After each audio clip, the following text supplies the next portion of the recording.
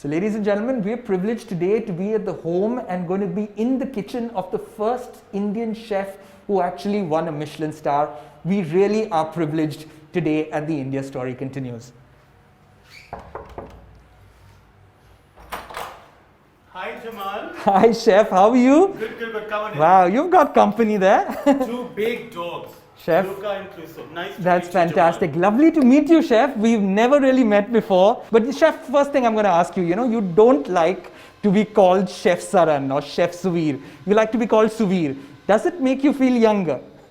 Not younger, but it makes me I think of myself like Madonna, Suvir. That's what it matters. Well, young forever, and you're fantastic the way you've come back to India and done such a good job. Is it okay if I take my mask Please off do, now? Please do. Great. I want to see the real Jamal. Let's head Come inside. on.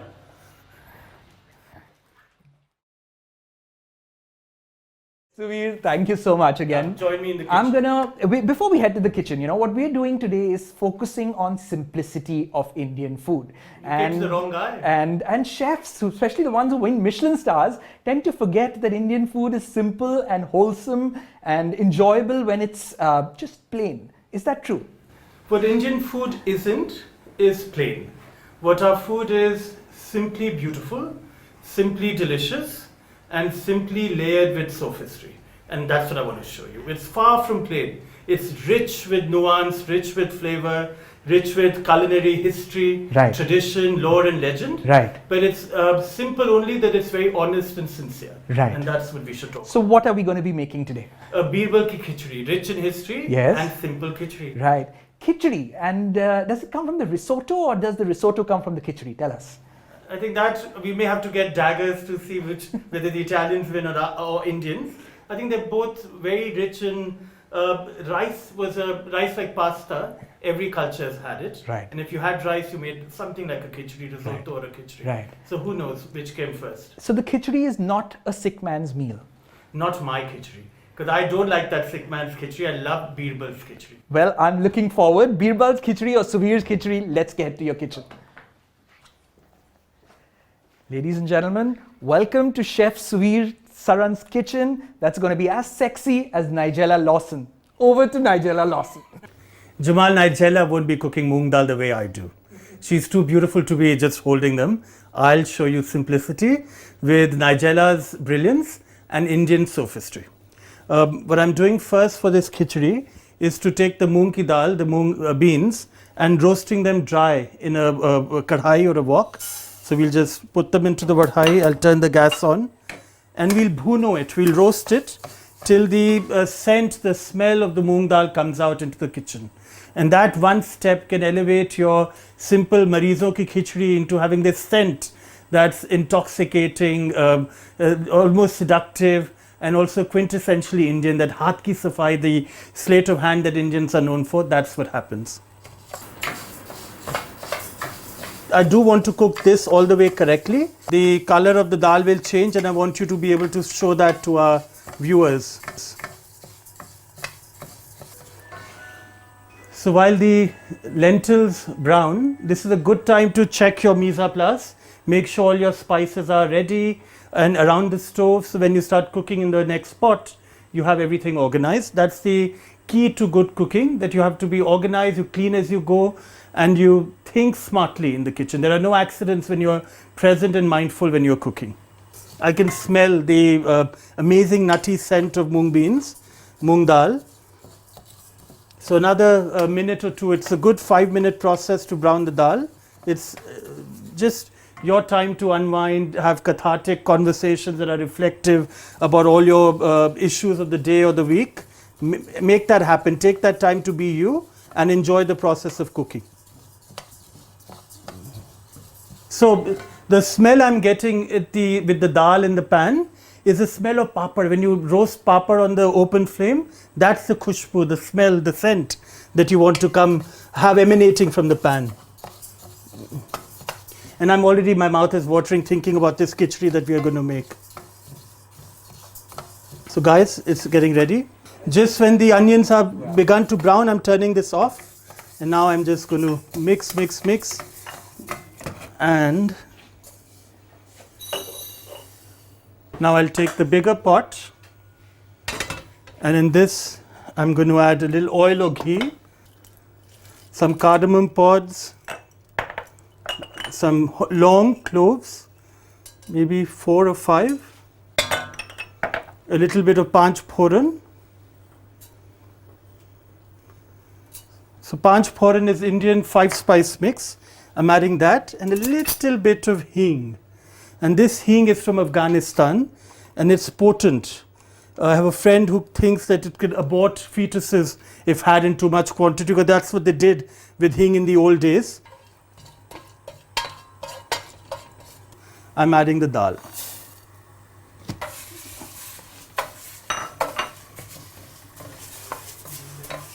That's from the cooking. I'm adding chawal, and this is aged basmati. And I'm cooking them for a minute. I'm adding a little turmeric, haldi. Now you can see that the rice and the dal have gotten a nice rich golden color, and I'm adding water. So I'm waiting for the water to come to a boil, and at that point I'll turn the lid onto the pan and I'll let it cook for around 20 to 25 minutes. So I'm using some carrots, potatoes and cauliflower for this khichdi with green peas. Peel the carrots and see how good a beautiful peeler can be. It makes your lives easy. Similarly, we'll peel the potatoes. If you have red skin potatoes, you can leave the skin on because it gives even more fiber and a little texture to the dish. If you have tender fresh potatoes, leave the skin on. So for 1 cup of rice and 1 cup of dal, I would say 3 potatoes, 5 to 6 carrots and 1 small head of cauliflower, that's plenty. And half a bag of green peas from the freezer. If they're fresh, use fresh, maybe 2 cups. And you don't have to worry about a little bit of skin coming in. I'll cut the potatoes into little small cubes. Don't have to worry about how clean the cutting is. Never try to impress somebody with your chopping skills. You can chop your finger and that won't be good. And then the cauliflower, just remove the green part. Again, be generous to the cow. She needs to eat more than you do.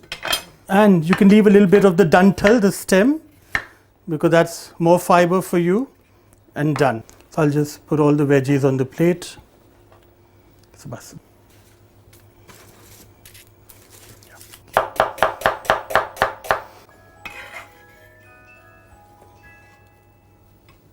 And it's okay to make it with canned tomatoes if you're in the dead of winter or you have very bad tomatoes in the market. Use canned tomatoes, and I would use around 2.5 cups of tomatoes. And now again rough chop with them, because the tomatoes will melt as you cook them. No problem to leave them medium rice. So the tomatoes are ready. So now we are doing ginger. So ginger, it's easy to peel. You don't have to do it with a peeler, you do it with a spoon. And this is how you peel ginger. See how easily it gets peeled? And use tender ginger. Done, and I'll just rinse it.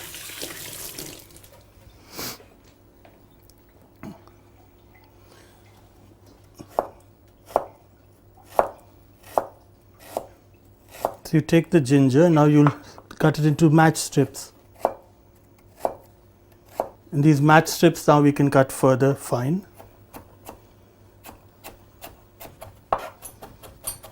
This keeps the hair from of the ginger from coming out into your mouth, because you're cutting it correctly, not wildly. And you put the ginger away. I have dhania here, coriander, and I'm going to rinse it.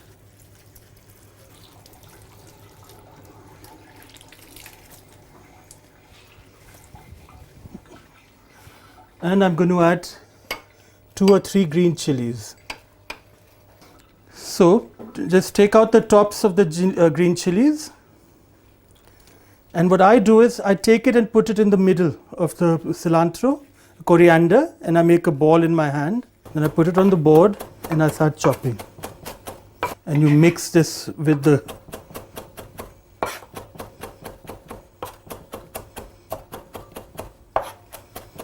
and this is called a gremulata, which is a chutney made with a knife. And the reason we've mixed them and I'm mincing it, the oils of the ginger and the oil and perfume of the cilantro and the green chilies, the coriander and the green chilies, both keep meeting each other and marrying up with each other and becoming better versions of each other. And the reason we didn't want to do this in the blender, you want texture in your khichdi, the smoothness, the velvetiness of the dal and the chawal. You want contrast coming in from the vegetables in this gremulata. So as you've added the water, the next thing you add are the veggies.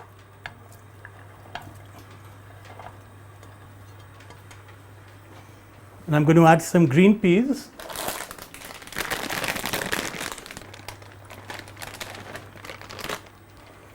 And you just wait for the water to come to a boil, and then we'll close it with the lid and we let it cook for 25 minutes, and you're good to go after that, and we'll cook everything else in the meantime. I'm going to add salt. So in my kitchen I have a salt box which has, this is coarse sea salt, Maldon sea salt, and iodized salt, table salt. I keep these 3 in my container. What I'm going to use today is mostly sea salt, and we're adding it into the water, and a little bit of Maldon sea salt because it just makes it a little sweeter. And I want to show off that I'm Nigella by day, she's Nigella by night. I'm going to taste the water just to see if it's salty. This is a trick chefs won't normally share, but we don't wait to salt right only at the end. But I'll taste the water and I'll make sure the salt is all mixed in. Now I'll just take a taste of the water. Yummy. The salt is almost correct, a little extra salt. And this is good. You normally can't salt a dish too much if you're beginning with fresh ingredients. The reason is that you have all these are fresh ingredients. So the salt you put is what you'll taste, and your taste buds will never fool you into salting too much. If you have good taste buds, you're not spoked out and burnt your taste buds entirely, your mouth will tell you when salt is pleasant and when it's too much. A food critic called Gail Green in New York, America's most celebrated food critic, the equivalent of Veer Sangvi in India, Gail always said this is the difference between a good dish and a great dish, a pinch of salt. A pinch of salt too little and the dish is sleeping. A pinch of salt too much and the dish is bitter and nasty. So salting is very essential to good cooking. The simpler the food, the more important the salt. So I'm just waiting for the water to boil, and then we'll turn the lid off. So now guys, can we show the water is bubbling? So you see the water here is bubbling, and that tells me it's ready to come to a boil. And at this point I'll turn this gas off and I'll move it to the lower gas and let it simmer there. And while that cooks, and in a couple of minutes, as I know the water is boiling, I'll turn it to low simmer. And in this pan now I'm going to do the next round of cooking. Jamal, for you I'm making this dish light because I know you love your curves. So oil instead of ghee. We'll do the finishing tadka with ghee. So little oil in which we'll cook the onions and all. Some panch phoran. Again I'm beginning with cold oil because that makes the dishes bloom a little better. I'm adding 1 clove and a couple of cardamoms. And I'm turning it back on.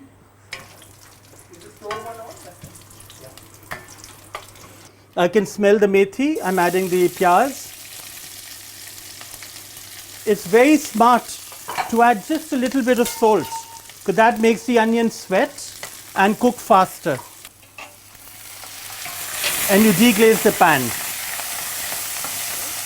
So this is coriander powder. What it does, as against all the spices that have gone in the oil, they're all different notes of woody, savory, citrusy and deep.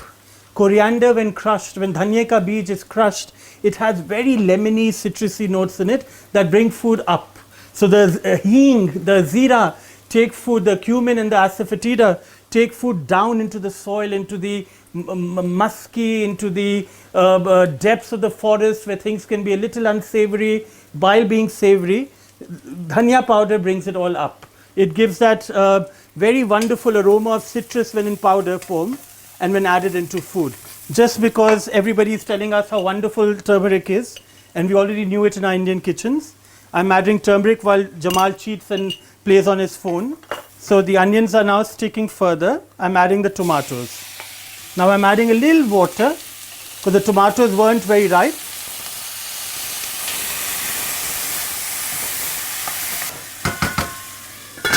And we let it sit for another 10 minutes. I'll check on the onions and the tomatoes to make sure they are doing okay. Yes, they are.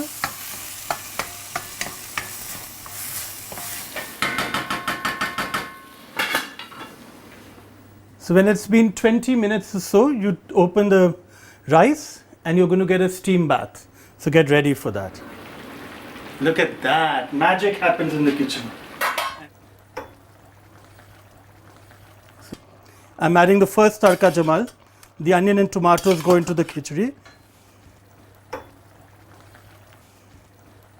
What we have here is a stick blender, and I'm going to make the khichdi smoother by using it. So I've smoothened it out for you. Thank you.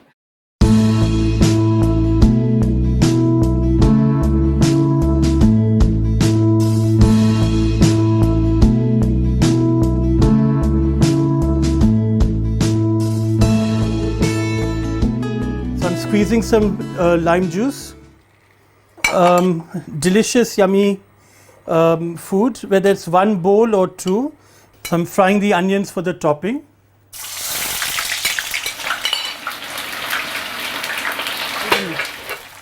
Very handy.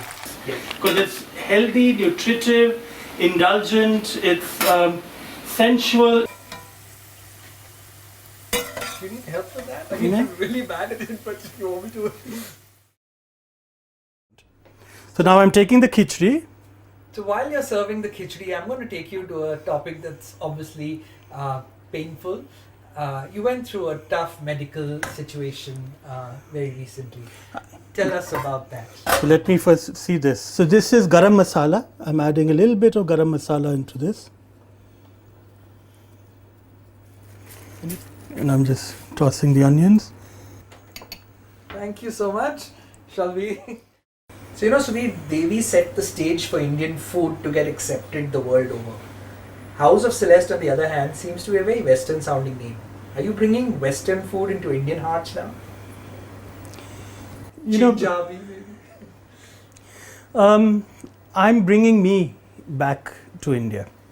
And I was 20 when I arrived in New York City. I'm 47 as I arrived in India. So I've lived longer in America than I have in India.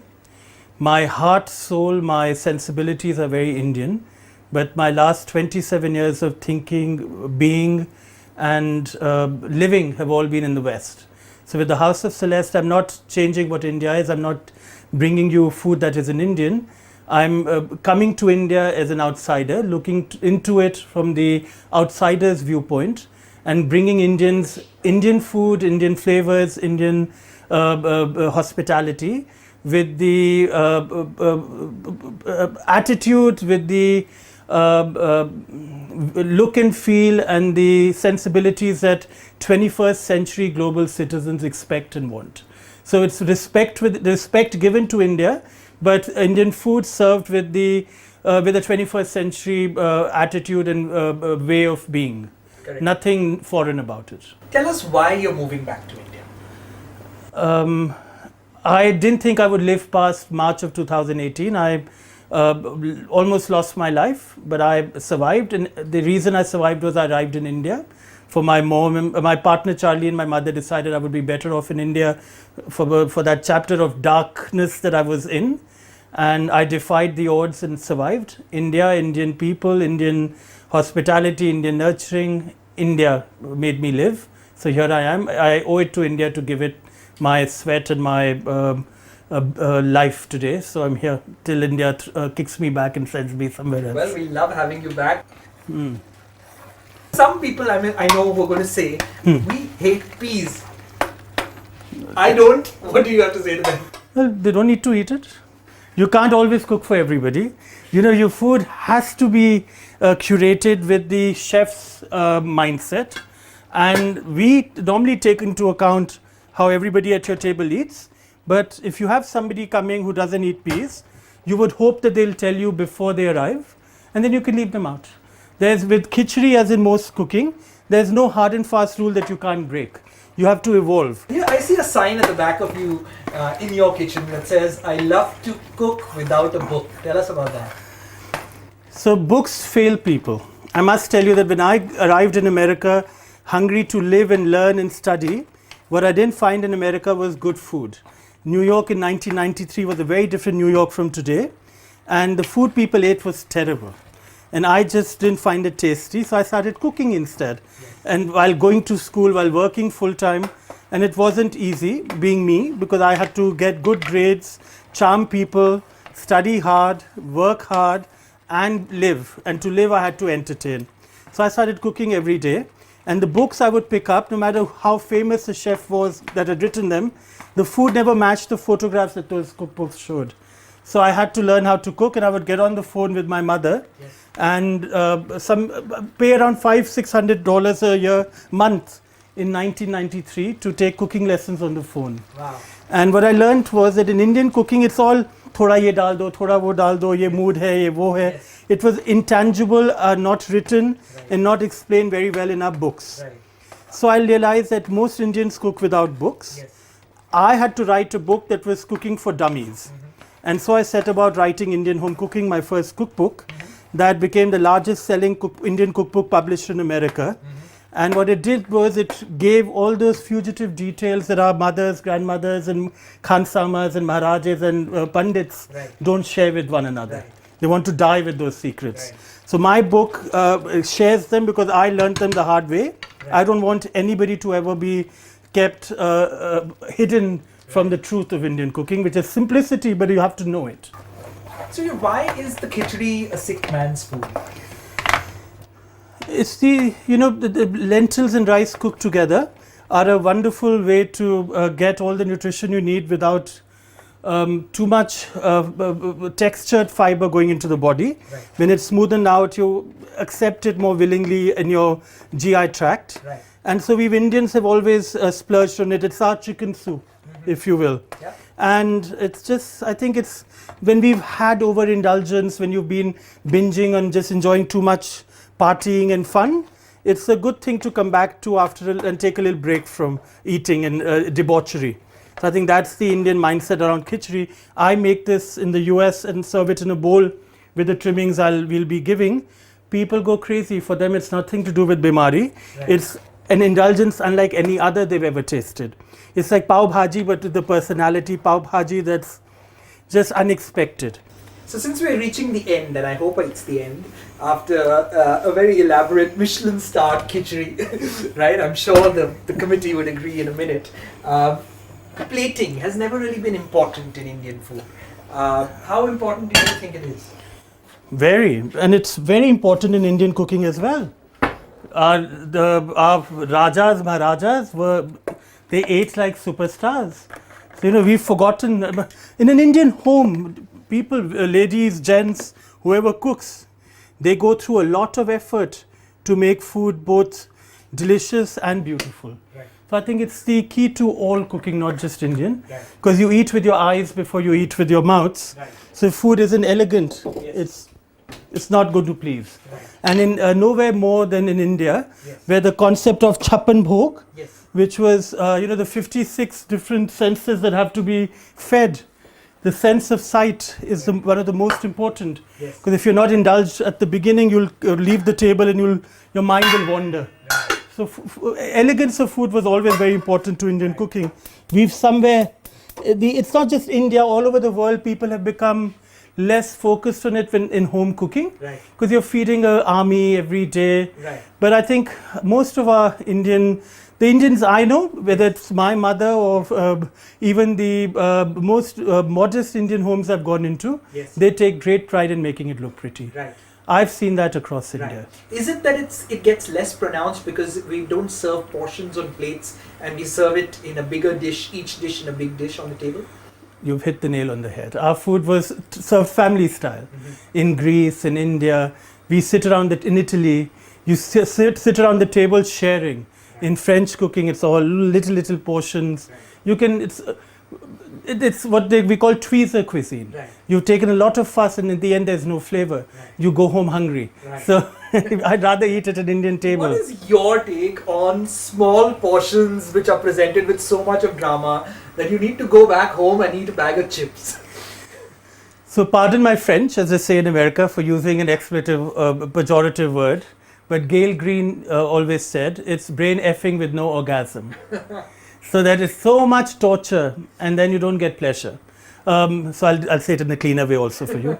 The tweezer cuisine that's fussy, fastidious, very curated, yes, will often give you all the oohs and ahs before you eat it, and then when you eat it, what happened? So the magic of it ends when you put it in the mouth. Right. It doesn't continue. Right. Good cooking should be that your body is bobbing and you're doing a dance on your seat, yes, as you taste the flavors. Yes. That doesn't always happen with pretty food. Right. Food has to be pretty and tasty. Right. That's what Indian food achieves. Right. With a little time spent in the kitchen, yeah, we're able to get to that. Let's talk for a minute about vegetarian food. There used to be a time when the world was discovering vegetarian food, and today it's easy to be vegetarian wherever we are in the world. Do you think one can get a wholesome, happy diet and a life eating vegetarian only? I think vegetarianism is much more satisfying and comforting, but you have to put a lot of effort. To get to this khichdi, you saw how much time it took.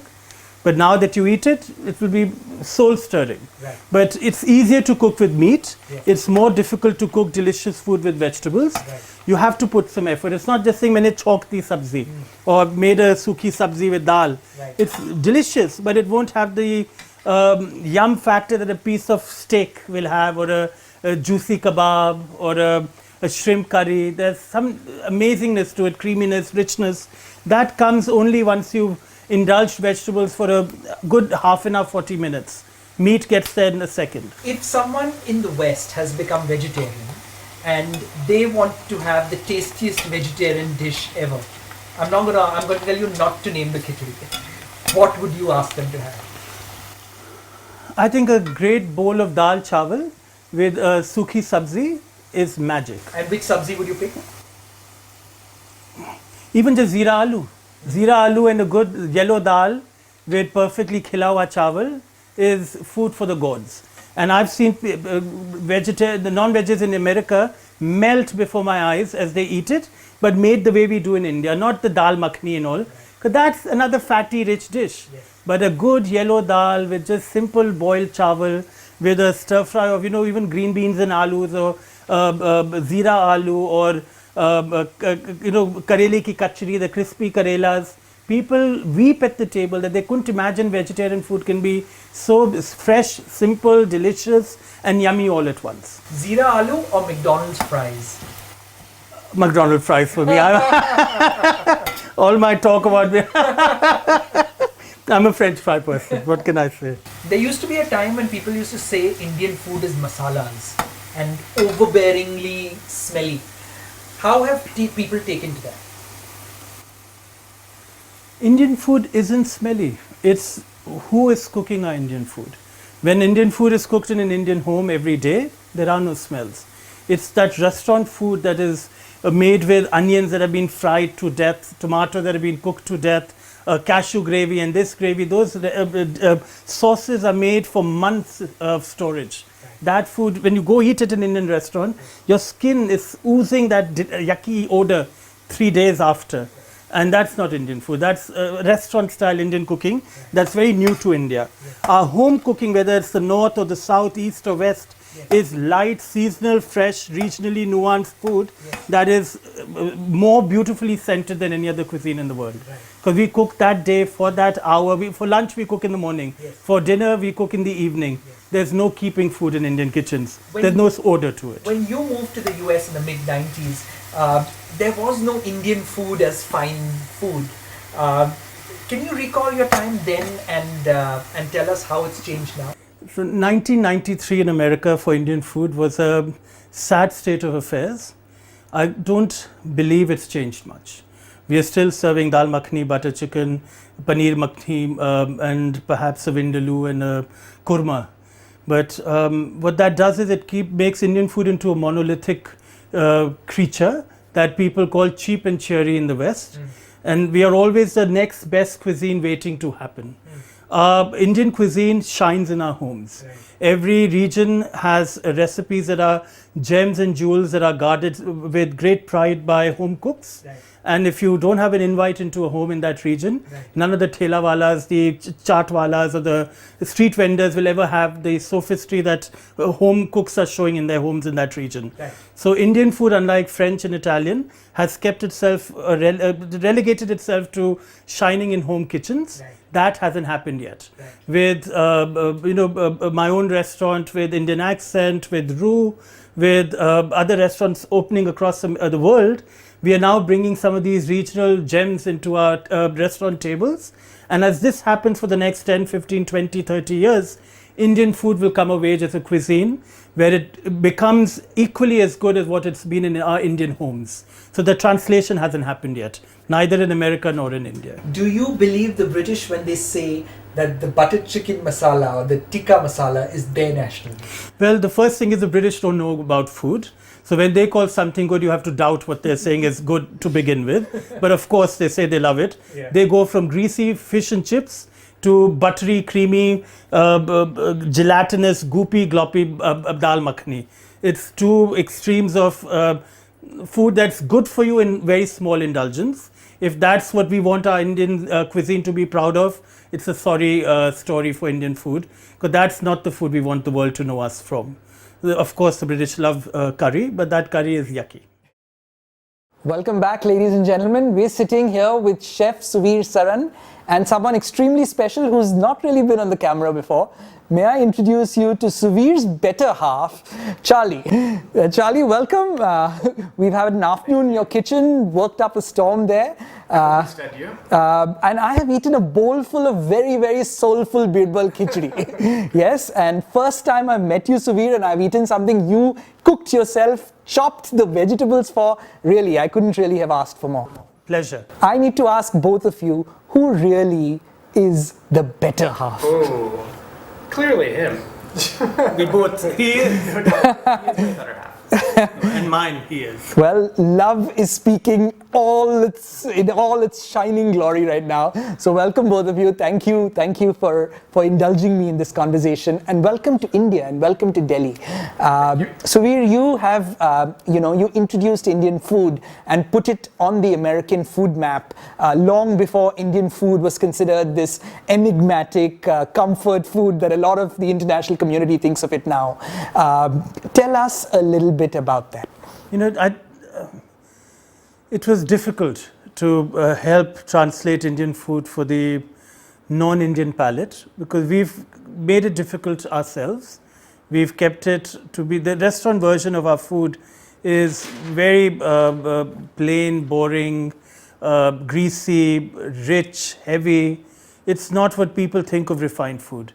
When a non-Indian or even Indian eats at home, we look for food that's fresh, light, nutritive, healthy, mindful, layered with flavors and textures. Our restaurant cooking doesn't do that. So for me, it was difficult and easy. Difficult was to make a non-Indian think Indian food is capable of achieving that. Easy part was that I cook like a home cook in India, and people in the West thought, wow, that's Indian? And I would say it is. They said, wow, it's delicious, it's light, it's seasonal, it's regional, it's fresh, it's nuanced. I said, it's everyday Indian cooking. So it was easy and difficult. I had to shatter stereotypes, had to break a person's mindset and fear around Indian cooking, but the rest was easy. I was going back into time. So the New York Times in one of their reviews wrote, food so old, it's fresh. Fantastic. Well, thank you for putting Indian food on the map. Since we have you here, Charlie, what were your impressions of Indian food growing up? You're American, you grew up in Virginia, West Virginia. What did you think of Indian food? From that meal forward, it was a revelation. Right. Revelation. What's the first Indian dish you ate? I don't know that I really remember. Papadum. It had the first bite at any table is a papadum. Is it even Indian anymore? Okay. What's your favorite Indian dish? Probably. It's very hard to say. It depends. If I'm walking into Kareem's, it's very difficult because the kebab with rumali roti is so good. But probably matar paneer. Your granduncle's khichdi. I really love that. I love to make that. But matar paneer is probably one of my favorites. So, you remember what's the first Indian dish you made for him? I think we may have made a khichdi. Khichdi or dal and rice. Khichdi and a dal and chawal. In those initial days, we had a lot of parathas and a lot of mango pickle. I remember that. So we spoke a little bit about the House of Celeste, but I believe there's another project. If you want to live, I have to tell you very little. It's happening in central Delhi. It's a project as ambitious as my vision and dreams when I arrived in America in 1993. So that project will hopefully be one of the last projects I do. So we are giving it all our mind, body, heart and soul. It will have food and many other senses indulged. And it's a labor of love. And I think what Charlie and I have done since we met 18 years ago, everything we touch, we give it our full and our very best. And this project, I hope, will give Indian food 2.0. Till now, we've done 1.2, 1.8. We haven't arrived at 2. And it's my hope that with this project, the next baby that I hope to bring to the world in November, December of next year, I bring Indian food to India 2.0. Charlie, Suvir Saran, what an absolute pleasure having you. A Michelin-starred chef cooking for us in his own kitchen during these troubled, tough times. Thank you very much. We've seen you chop vegetables, give multiple tadkas to that birbal ki khichdi, which tasted best that I've ever had. You don't have to talk about the last tadka. You're being honest? Totally, I loved it. So what I didn't tell you, we missed one of the tadkas. There was yet another tadka that should have gone on it. A tadka with ghee, panch phoran and a little hing. And that goes on top, and then that butteriness of the ghee comes out even more brilliantly with But if you liked it without it, there's only so much more to it. It was a few calories less probably, and You know, the chairman of Harvard School of Public Health Nutrition Department, Yes. Walt Willett, Yes. says you can keep eating bowlsfuls of this. Right. It's full of fiber Right. and good nutrition. Right. Without ghee, there's even not an iota of indulgence, but a teaspoon of ghee doesn't kill anybody when you're feeding 9 people or 10 people. the tadka of the love that I've experienced this afternoon here, it's actually turned to evening, is actually the best of them all. On behalf of Madhu Nyotia and the entire team of the India Story Continues, thank you very much. And for the rest of you, do join us next Saturday as more performances, workshops, and conversations continue as the India Story continues.